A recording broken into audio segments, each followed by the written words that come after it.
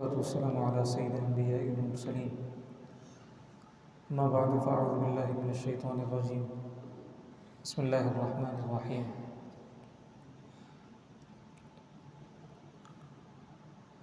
آج ہم نے 27ویں سپارے کی سماعت کی۔ 27ویں سپارے میں سورہ ذاریات کا باقی حصہ ہے، اس کے بعد سورہ طور ہے، پھر سورہ نجم ہے، سورہ قمر ہے، پھر سورہ رحمان ہے، سورہ واقعہ ہے، سورہ حدید ہے۔ یہ سب صورتیں 27ویں سپارے میں موجود ہیں۔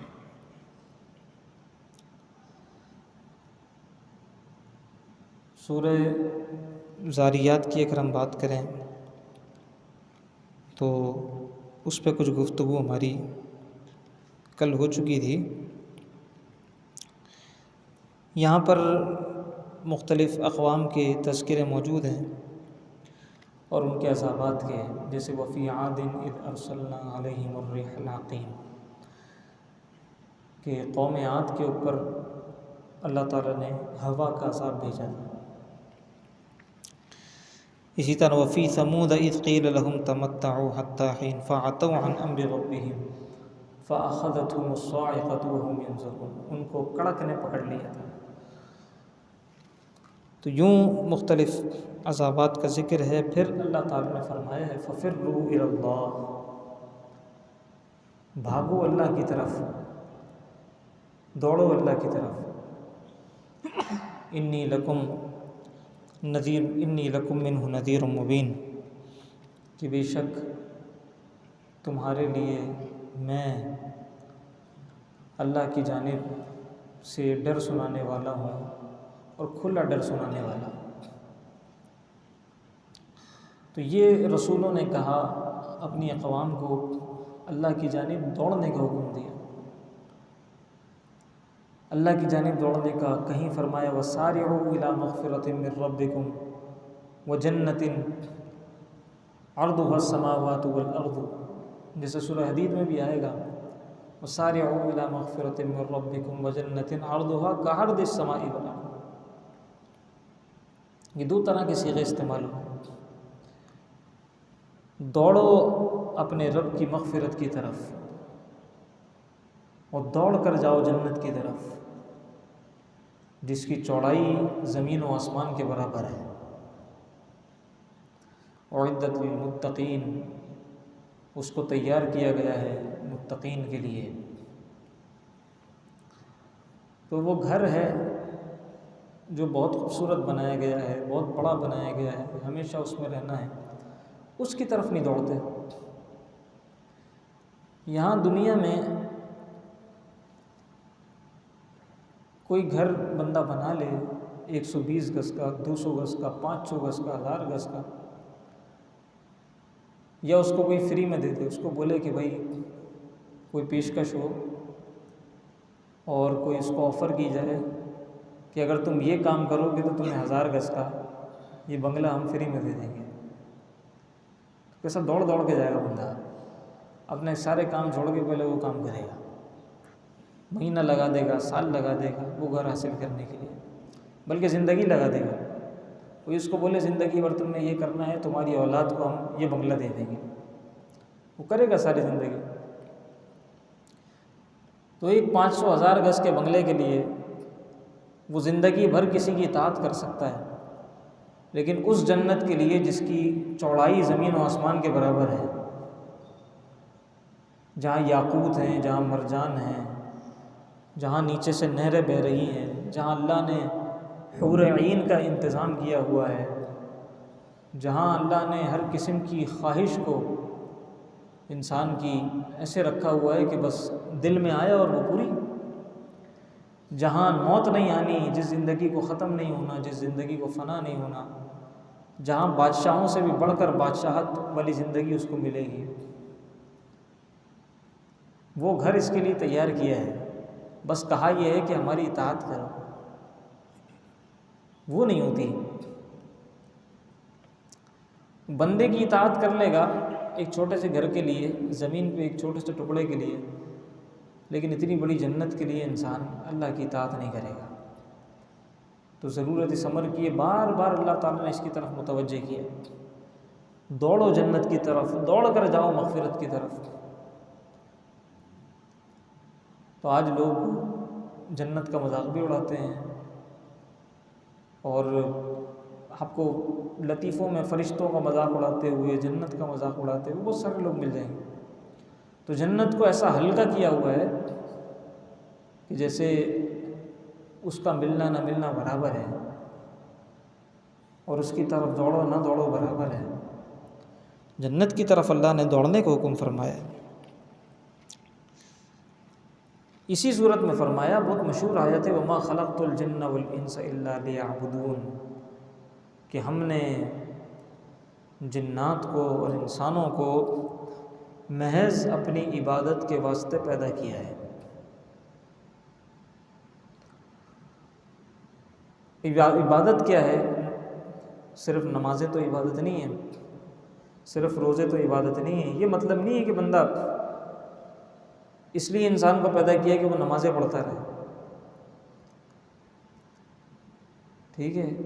وَمَا خَلَقْتُ الْجِنَّ وَالْإِنسَ إِلَّا لِيُقِيمُوا الصَّلَاةَ نہیں ہے، إِلَّا لِيُؤْتُوا الزَّكَاةَ نہیں ہے، إِلَّا لِيَصُومُوا نہیں ہے۔ یہ نہیں کہ وہ روزے رکھے، نمازیں پڑھے، زکوٰۃ ادا کرے، نہیں، إِلَّا لِيَعْبُدُونَ، اس لیے کہ وہ میری عبادت کرے، میری بندگی کرے۔ بندگی کیا ہوتی ہے؟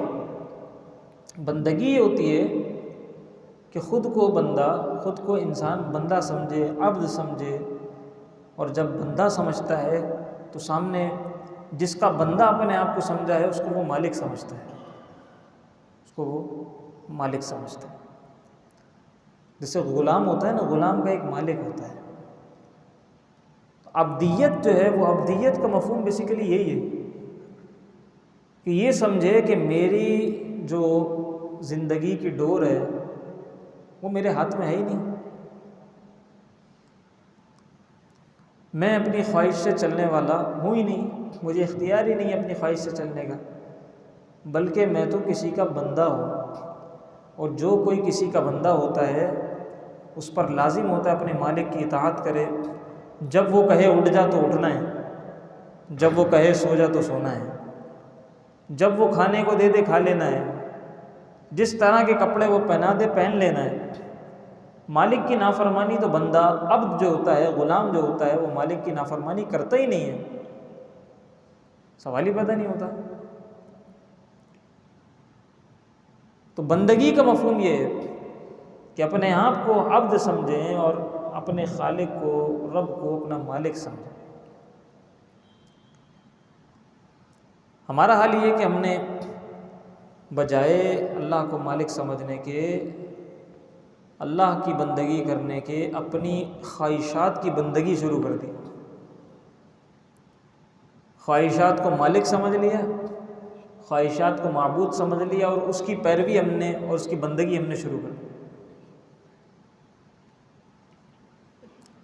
قرآن کریم نے کہا ہے نا کہ أَفَرَأَيْتَ مَنِ اتَّخَذَ إِلَٰهَهُ هَوَاهُ،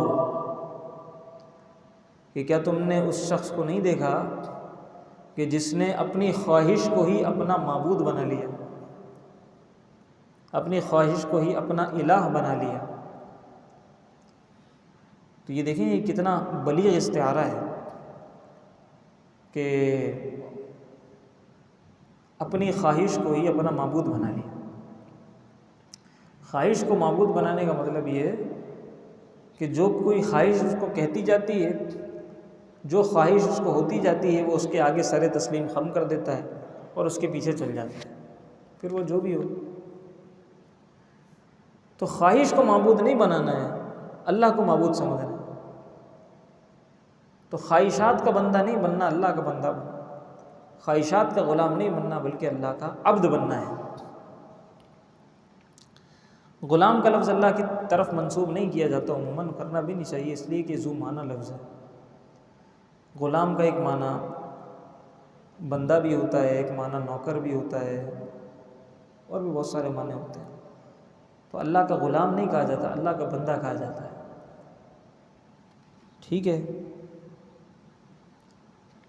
آگے سورہ طور شروع ہوتی ہے۔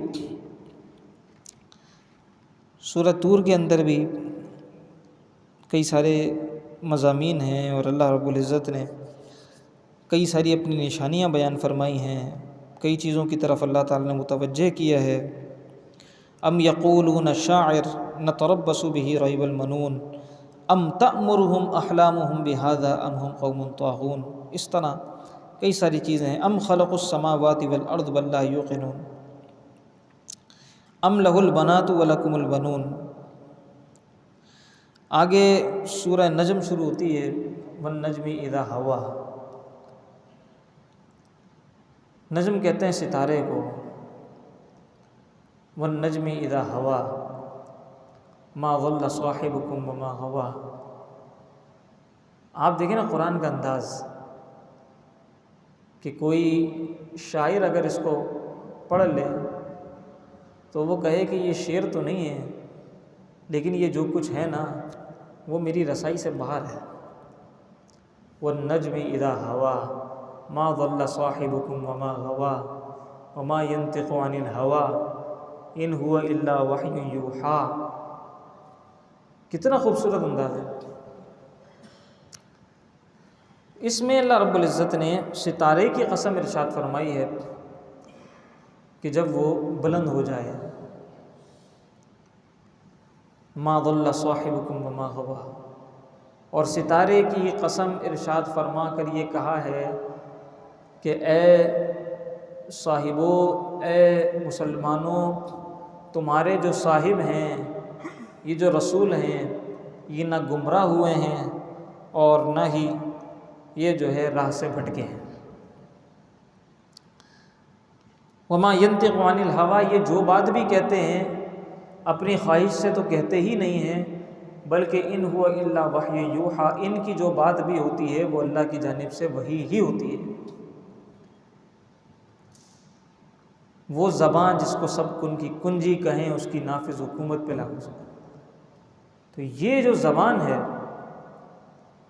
یہ زبان، اس زبان سے جو کلمہ ادا ہوتا ہے وہ کلمہ وحی کی دو قسمیں ہوتی ہیں، ایک ہوتی ہے وحی مطلوع، ایک وحی غیر مطلوع۔ وحی مطلوع یعنی جس کی ہم تلاوت کرتے ہیں، وہ وحی جس کی ہم تلاوت کرتے ہیں، نمازوں میں پڑھتے ہیں، وہ ہے قرآن۔ قرآن وہ وحی ہے جس کی ہم تلاوت کرتے ہیں، اور حدیث وہ وحی ہے جس کی ہم تلاوت نہیں کرتے نمازوں میں، لیکن ہے وہ وحی، ہے وہ وحی۔ اچھا، اب چونکہ وحی مطلوع اور چیز ہے، وحی غیر مطلوع اور چیز ہے۔ وحی مطلوع کو ہم قرآن کہتے ہیں، وحی غیر مطلوع کو ہم حدیث کہتے ہیں، اور ساتھ میں ہم یہ بھی کہتے ہیں کہ بھئی اس کی تلاوت ہوتی ہے، اس کی تلاوت نہیں ہوتی، وحی مطلوع، وحی غیر مطلوع۔ اچھا، وحی مطلوع جو ہے جس کی تلاوت ہوتی ہے قرآن، وہ وحی ہے کہ جس کے الفاظ اور معنی دونوں اللہ کی جانب سے نازل ہوئے ہیں، جس کے الفاظ بھی اللہ کی جانب سے ہیں اور معنی بھی اللہ کی جانب سے ہیں۔ وحی غیر مطلوع جو حدیث ہے، وہ وحی ہے حدیث کہ جس کے معنی تو اللہ تعالیٰ کی طرف سے آئے ہیں، الفاظ حضور علیہ الصلوۃ والسلام کے اپنے ہیں۔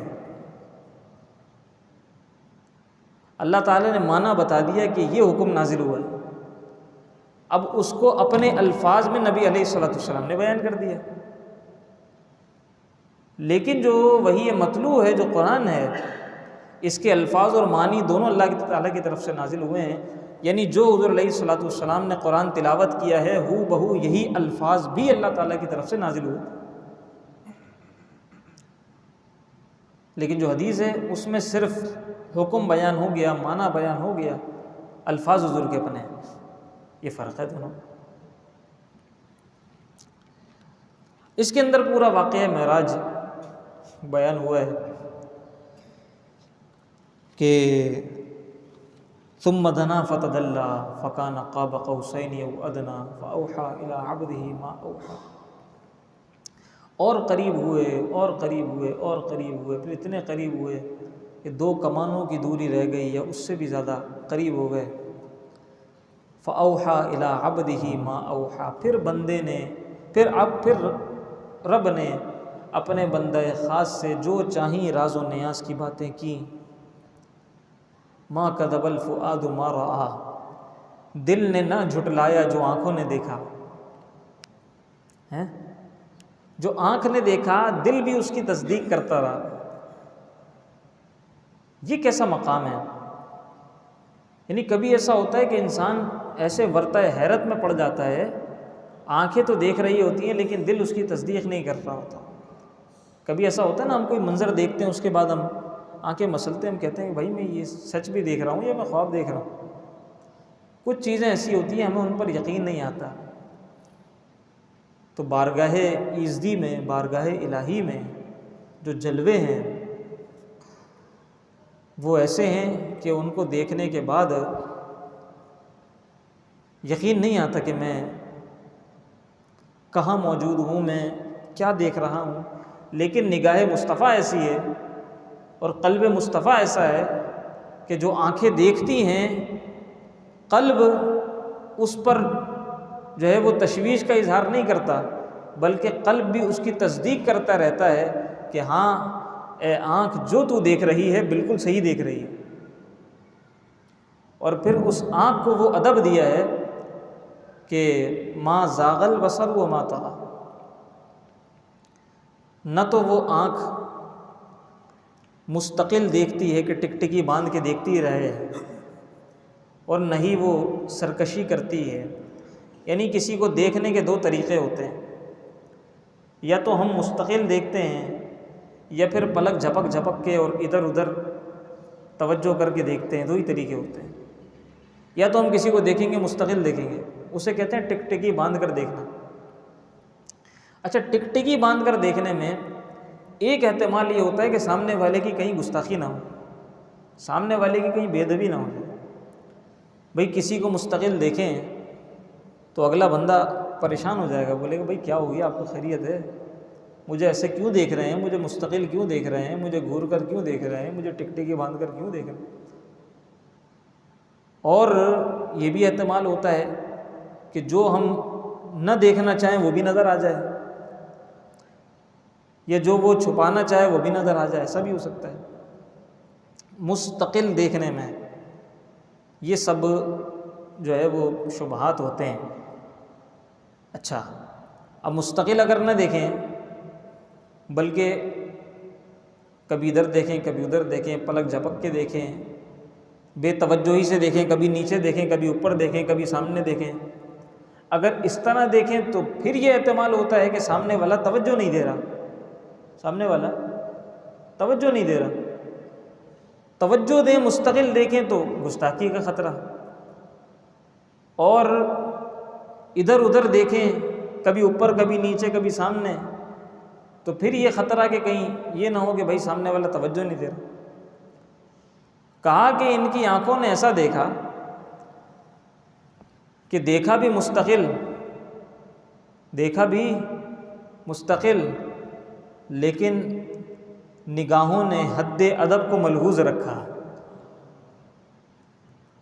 ما زاغ البصر، بصر جو ہے وہ ادھر ادھر نہیں ہوئی، غیر متوجہ نہیں ہوئی، وما طغى، اور نہ ہی سرکش ہوئی، نہ ہی حد سے آگے بڑھی، بلکہ ادب میں بھی رہی۔ اللہ اکبر۔ تو یہ پورا ایک منظر بیان ہوا ہے، اس کی مختلف تفاسیر کی گئی ہیں۔ ایک تفسیر یہ بھی ہے کہ یہ حضرت جبرائیل امین کے ساتھ معاملہ ہے، ایک تفسیر یہ بھی ہے کہ یہ نبی علیہ الصلوۃ والسلام کا معاملہ اللہ تعالیٰ کی بارگاہ میں، مختلف تفاسیر اس کی ہیں۔ آگے سورہ قمر شروع ہو جاتی ہے۔ سورہ قمر میں اللہ رب العزت نے بار بار فرمایا ہے، جیسے سورہ رحمان میں ہے نا، کیا ہے فَبِأَيِّ آلَاءِ رَبِّكُمَا تُكَذِّبَانِ، سورہ قمر میں بار بار کیا ہے وَلَقَدْ يَسَّرْنَا الْقُرْآنَ لِلذِّكْرِ فَهَلْ مِن مُدَّكِرٍ، کہ ہم نے قرآن کو آسان کر دیا ہے کوئی اسے سمجھنے والا، ہے کوئی نصیحت پکڑنے والا، ہے کوئی یاد کرنے والا؟ ہم نے تو قرآن کو آسان کر دیا۔ یہ بار بار کہا ہے، بار بار کہا۔ اچھا، قرآن کو آسان کر دیا کا مطلب یہ ہے کہ چھوٹے سے چھوٹے بچے کے سینے میں یہ سما جاتا ہے، اور کسی کتاب کا یہ معجزہ نہیں، اور کسی کتاب کے اندر یہ صلاحیت نہیں ہے۔ کسی زبان کی کوئی کتاب لے لیں، قرآن کے علاوہ کوئی اور وحی لے لیں، وہ اس طرح چھوٹے چھوٹے بچے کے سینے میں سما جائے، یہ نہیں ہو سکتا۔ یہ قرآن کا معجزہ ہے کہ چھوٹے بچے کے سینے میں بھی سما جاتا ہے۔ اسی طریقے سے جو اس سے نصیحت حاصل کرنے لگتا ہے، یہ اس کے لیے آسان ہو جاتا ہے۔ لیکن اس کا مقصد ہرگز یہ نہیں ہے۔ اس کا ایک اور مفہوم آج کل لوگ لینے لگے ہیں۔ وہ کیا لینے لگے ہیں؟ وہ یہ لینے لگے ہیں کہ بھائی قرآن نے تو کہا ہے کہ قرآن سمجھنے کے لیے آسان ہے، قرآن سمجھنے کے لیے آسان ہے۔ جب قرآن سمجھنے کے لیے آسان ہے تو یہ مولویوں نے اتنا مشکل کیوں اس کو بنایا ہوا؟ بھائی قرآن نے تو خود کہا ہے کہ قرآن سمجھنے کے لیے آسان ہے، قرآن کھولو اور سمجھنا شروع کر دو، کھولو اور سمجھنا شروع کر دو بس، اور عمل بھی کرنا شروع کر دو۔ کیا ضرورت ہے کسی عالم دین کے پاس بیٹھنے کی؟ کیا ضرورت ہے کسی سے سمجھنے کی؟ قرآن نے تو کہا ہے کہ وہ آسان ہے، تو بس پڑھو، عمل کرو، سمجھو، خود ہی سمجھو، کیا ضرورت ہے کسی استاد کی؟ تو مجھے بتائیں کہ ہماری زبان اردو ہے، اگر ہم اردو کی کوئی کتاب اٹھاتے ہیں تو اس کو سمجھنے کے لیے بھی ہمیں استاد کی ضرورت ہوتی ہے، ٹھیک ہے؟ اس کو سمجھنے کے لیے بھی، اور اگر تھوڑی سی گاڑی اردو آپ لے لیں، یعنی اگر آپ شاعری لے لیں، غالب کی شاعری لے لیں، اقبال کی شاعری لے لیں، وہ تو ہمارے اوپر سے گزر جاتی ہے، تو پھر قرآن کی فصاحت و بلاغت ہم خود ہی سمجھ لیں گے؟ ہم یقیناً کسی نہ کسی ترجمے سے سمجھیں گے۔ اچھا، ترجمے سے بھی ایک حد تک ہمیں سمجھ میں آئے گا، اس کے آگے کی جو باتیں وہ تو ہمیں سمجھ میں نہیں آئیں گی۔ ہمیں کسی نہ کسی کے پاس بیٹھنا پڑے گا، کسی نہ کسی سے اس کو سمجھنا پڑے گا۔ جو لوگ یہ کہتے ہیں کہ قرآن کو سمجھنے کے لیے آسان کر دیا ہے، ان سے میری درخواست ہے، جو یہ کہتے ہیں کہ ہمیں بغیر استاد کے قرآن سمجھ میں آ جائے گا، آپ یقین کریں اس طرح اگر کوئی قرآن پڑھنے لگا نا تو وہ کچھ کا کچھ سمجھ لے گا اور کچھ کا کچھ عمل کر لے گا، اور پھر یہی ہوگا جو آج ہمارے معاشرے کے اندر بے روی پھیلی ہوئی ہے۔ ہر بندہ بول رہا ہے میں قرآن جانتا ہوں۔ ایک صاحب آئے، وہ مجھ سے کہہ رہے ہیں میں نے بخاری شریف پڑھی ہوئی ہے، میں نے یہ پڑھی ہوئی ہے، میں نے وہ پڑھی ہوئی ہے، میں نے قرآن پڑھا ہوا ہے، مجھے قرآن آتا ہے سارا۔ اچھا بھائی، تو وہ بیچارے ایک چھوٹا سا مسئلہ تھا، وہ مسئلہ ان کو نہیں آ رہا تھا، بہرحال وہ ایک اور بات ہے۔ تو پھر مزاج کیا ہو جاتا ہے؟ مزاج یہ ہو جاتا ہے کہ بھائی مجھے سارا قرآن آتا ہے، میں نے سارا قرآن پڑھا ہے، اب مجھے کسی سے سمجھ، پھر لوگ بندے مناظرے کرنا شروع کر دیتے ہیں۔ ایک جو ہے نا وہ بخاری پڑھ لی انہوں نے، اردو والی، اور کہا کہ میں نے بخاری شریف پڑھی ہوئی ہے اور مجھے پوری بخاری آتی ہے، ٹھیک ہے؟ احادیث بھی اتنی اقسام کی ہیں، کبھی انشاءاللہ موقع ہوا تو اس پر ہم بات کریں گے، علم حدیث پہ اور علم تفسیر پہ۔ قرآن کو سمجھنے کے لیے آسان بات کر دوں، قرآن کو سمجھنے کے لیے صحیح معنی میں قرآن کو سمجھنے کے لیے کم از کم 17 علوم ہیں جن کے اوپر مہارت ضروری ہے۔ کتنے؟ 17 علوم ہیں، 17 سائنسز، دیر آر 17 سائنسز، کہ 17 علوم ہیں جن پر مہارت ضروری ہے کم از کم قرآن کو صحیح طرح سمجھنے کے لیے۔ جب کہیں جا کے بندہ یہ بول سکے کہ ہاں قرآن میری سمجھ میں آ گیا، پھر بھی بندہ یہ بولے گا، جو جتنا سمجھتا جاتا ہے وہ اتنا زیادہ اپنی کم علمی کا اعتراف کرتا جاتا ہے۔ قرآن کے معنی ایسے ہیں اور قرآن کے مفاہیم ایسے، کم از کم 17 علوم، لغت ہے، منطق ہے، بلاغت ہے، ادب ہے، صرف ہے، نحو ہے، 17 علوم ایسے علماء نے بیان کیے کم از کم بھی، جن کے اوپر مہارت ضروری ہے، پھر بندہ بولے کہ میں نے قرآن سمجھ لیا۔ ان لوگوں سے میری درخواست ہے جو کہتے ہیں کہ بھئی قرآن سمجھنے کے لیے آسان ہے اور ہمیں کسی کی ضرورت نہیں ہے، کسی استاد کی، ہم خود ہی سمجھ لیں گے، ان سے میری درخواست کیا ہے؟ ان سے میری درخواست یہ ہے کہ یہ جس آیت کا ترجمہ کر رہے ہیں نا، اور جس آیت کو دلیل بنا کر کہہ رہے ہیں کہ قرآن آسان ہے، میں ان سے کہتا ہوں کہ اس آیت کو میرے سامنے حل کر دیں، اسی آیت کا صحیح ترجمہ کر کے مجھے دکھا دیں۔ قرآن اتنا آسان ہے، اسی آیت کا صحیح ترجمہ، ایک تو ہے اردو کا ترجمہ پڑھ لیا رٹ لیا، وہ تو بتا دیں گے، میں کہوں لفظ بلفظ ترجمہ کر کے بتاؤ، وَلَقَدْ کا کیا مطلب ہے، یسرنا کا کیا مطلب ہے، یسرنا کون سا صیغہ ہے، للذکری کا کیا مطلب ہے، فحل کا کیا مطلب ہے، فا کا کیا مطلب ہے، حل کا کیا مطلب ہے، من مدکر کیوں ہے، یہ من کا کیا مطلب ہے، یہاں پر مدکر کون سا صیغہ ہے، یہ حل کر کے دے دیں۔ چلیں ساری باتیں چھوڑیں، یہ دعویٰ کرنے والے صاحب ایک یہ لفظ جو ہے نا مدکر، اسی کو حل کر کے دے دیں، مدکر کیا ہے، نہیں کر سکیں۔ تو قرآن اتنا بھی آسان نہیں ہے، مطلب کوئی بازیچہ اطفال بھی نہیں ہے کہ ہر شخص یہ دعویٰ کرے کہ مجھے قرآن سمجھ میں آتا ہے، مجھے قرآن آتا ہے، آؤ میں قرآن بیان کرتا ہوں۔ قرآن کو بیان کرنے کے لیے، قرآن کی تفسیر کو بیان کرنے کے لیے ٹھیک ٹھاک قرآن کے اوپر، قرآنیات کے اوپر مہارت ضروری ہے۔ ایسا نہیں کہ ہر شخص جو ہے نا وہ قرآن کی تفسیر بیان کرنا شروع کر دے، میں نے قرآن پڑھ لیا ہے، قرآن سمجھ لیا، آؤ میں بتاتا ہوں قرآن کیا ہے، خود بھی گمراہ ہو جائے گا اور سب کو لے ڈوبے گا۔ تو حد ادب، جس طرح ہم دیگر سائنسز پڑھتے ہیں، دیگر علوم پڑھتے ہیں، کتنے کتنے پیسے دے کے، کتنا کتنا وقت لگا کے، قرآن کو مذاق سمجھ لیا ہم نے کہ قرآن بس پڑھ لیا اور ہمیں آ گیا، چلو میں پڑھانا بھی شروع کر دوں قرآن۔ دیگر کسی علم کے بارے میں ہم یہ دعویٰ نہیں کریں گے کہ بغیر پڑھے چلو میں پڑھانا شروع کر دوں۔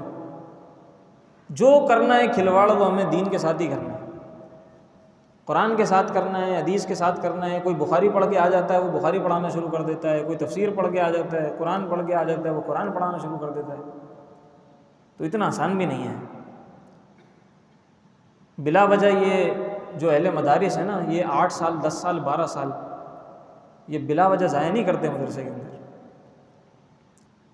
یہ اتنا پڑھنے کے بعد بھی پورا درس نظامی جو ہے نا، اس کا مقصد کیا ہے؟